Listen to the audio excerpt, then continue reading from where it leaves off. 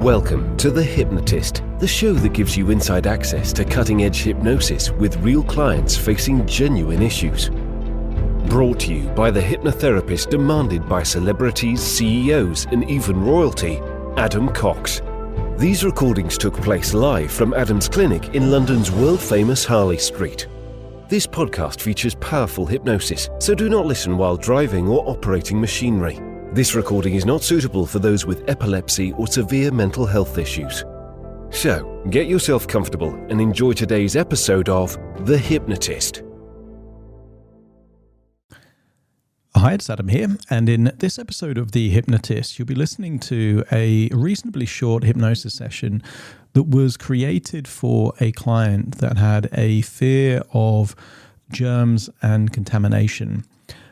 Specifically in her case, she would look at things that were outside of the house. So she would go on a walk with her dog and see things like cigarette butts and chewing gum, or perhaps spit on the floor, and would have intrusive recurring thoughts about that not being safe and somehow dangerous, and what if the dog treads on that and then gets into the house and then it would cause harm to her child.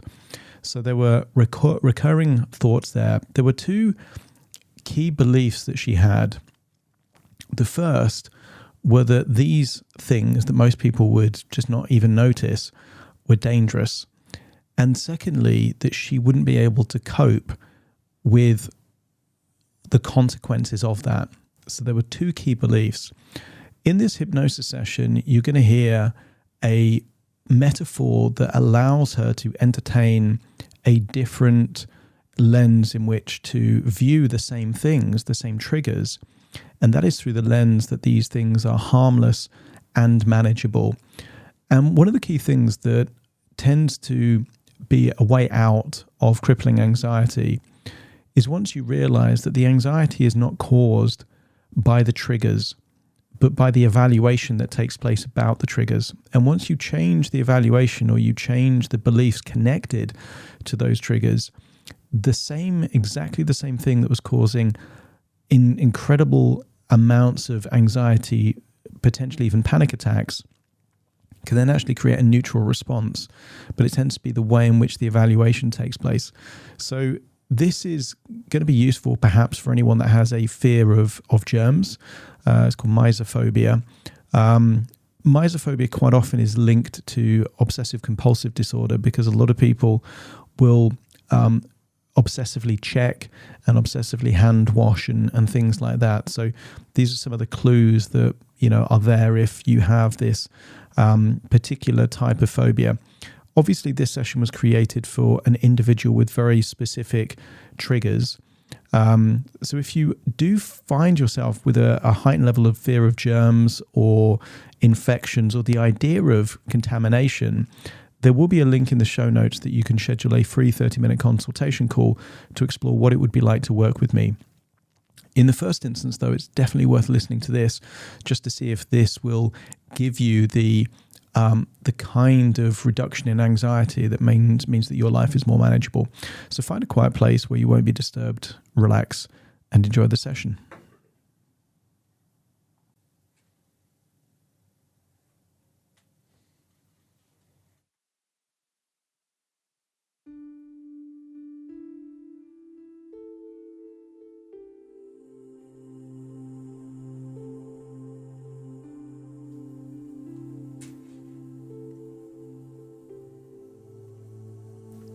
Take a deep breath in.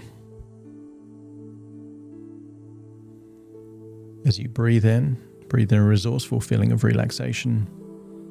And as you exhale, just allow your eyelids to close. That's it. As you breathe in and breathe out, just allow that resourceful feeling of relaxation to go in through your nose into your lungs.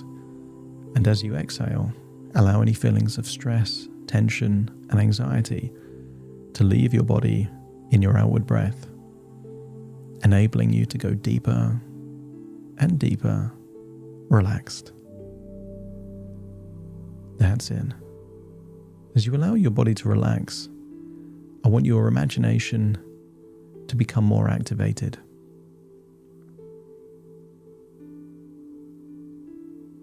I want you to imagine what life would be like in quarantine permanently.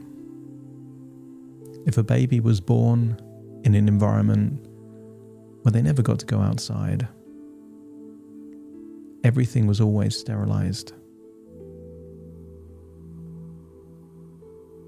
They wouldn't be able to make contact with other humans.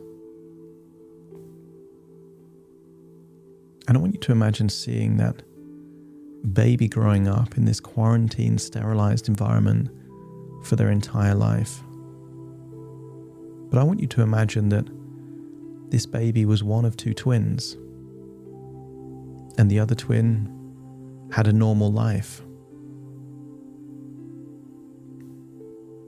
And the baby that had the normal life occasionally got sick, got the occasional cough, the occasional cold, sometimes high temperatures. And while it was worrying for their parents,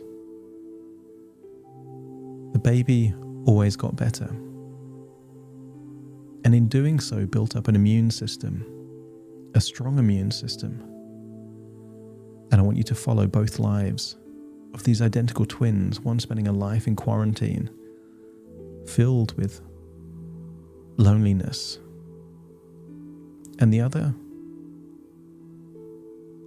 being around people and all the things connected with people, the garbage, people eating in their presence, going to school, going to college, and going around people that occasionally are sick or ill, or chewing gum, maybe even coughing occasionally. And I want you to notice that on their 18th birthday, both of these twins are reunited. And they go out in the world. And I want you to notice that the twin that was in quarantine hasn't developed those social skills. Seems meek, vulnerable, hasn't built up any resilience or confidence. Doesn't really have a personality. And notice just how sick that quarantined child, which is now a young adult, seems to be getting. As you accept the suggestion that sometimes overprotection is the biggest risk. And I want you to imagine that you're going out on a walk. And I want you to imagine that you're wearing glasses. And these glasses mean that everything that you see through these glasses means that anything that has any possibility of germs, infection, or bacteria, you now look at through the lens of, it may be disgusting, but it is harmless and manageable. And I want you to imagine going out on a walk. Perhaps you're there taking your dog with you. And I want you to imagine seeing some chewing gum there on the floor. And through those glasses, you can just see it as completely harmless and is manageable just by not getting too close to it. You can accept it's disgusting with no desire to get close. And then imagine, as you continue to walk, you see the gates and the railings. And maybe you think of how many hands have been touching those gates and those railings. I want you to get a sense that even if you touch them, even then it's still harmless and manageable. But if you perceived it to be something, let's say, undesirable, just by having some gloves or having some antibacterial gel in your pocket, consider how harmless and manageable that situation is. As you continue walking on your walk, I want you to imagine there's big garbage bags And maybe there's been a raccoon or a fox nearby that's got into them and it's strewn around. And maybe there's a smell of rotting food in that garbage bag. And you can accept it's disgusting and yet still feel it's harmless and manageable.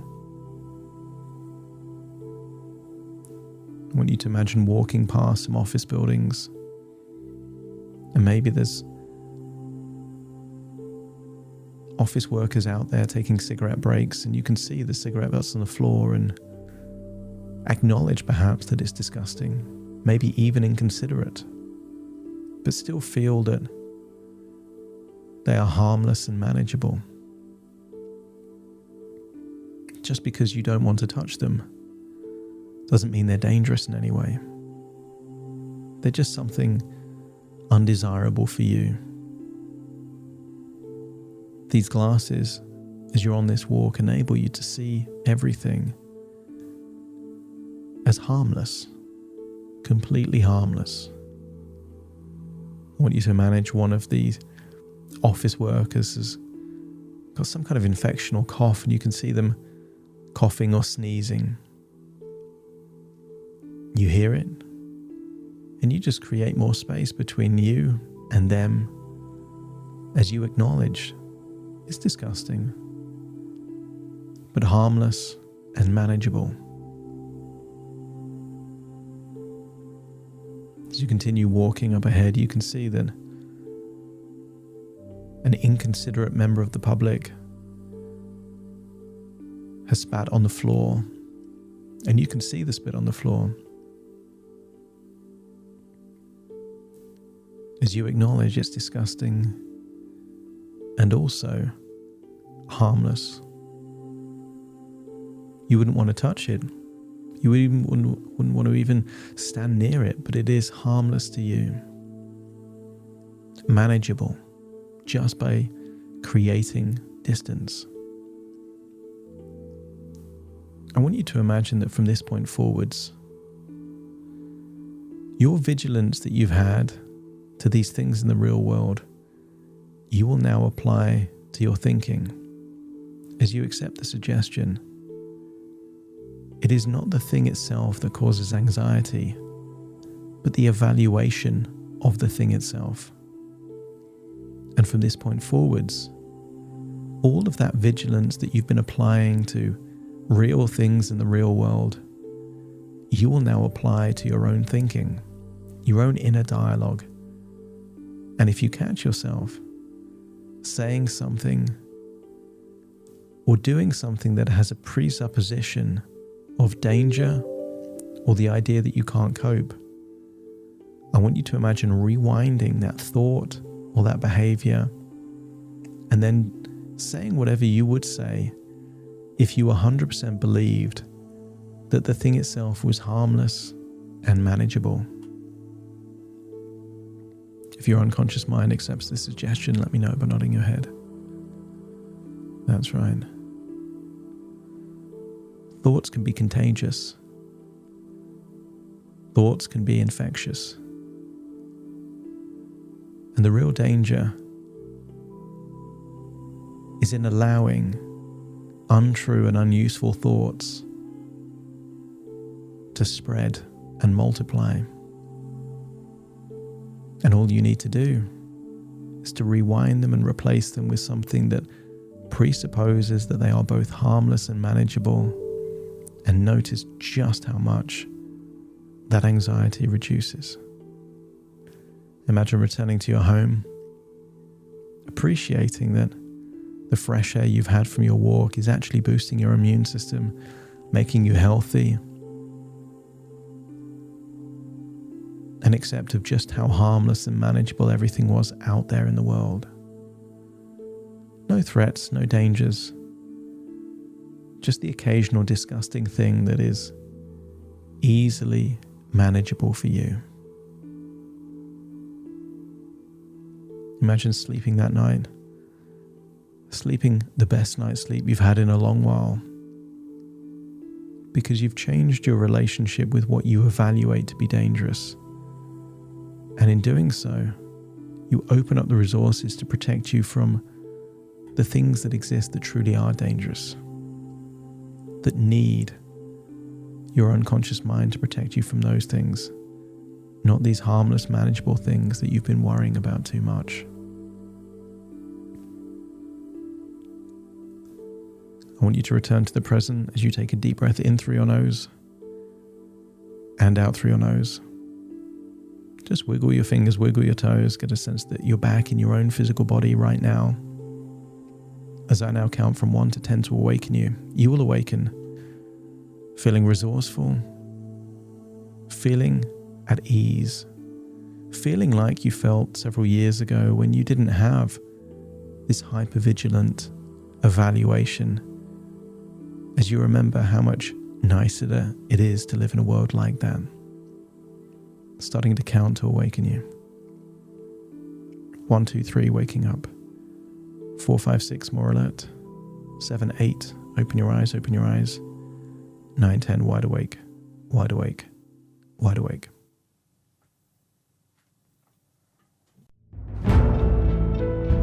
Thank you for listening to The Hypnotist with Adam Cox, the show that gives you inside access to cutting-edge hypnosis with real clients facing genuine issues. To automatically receive the latest episodes, please subscribe. If you'd like to support the show, please share this episode with just one friend you think it could help. And if this episode helped you, please leave us a 5-star review.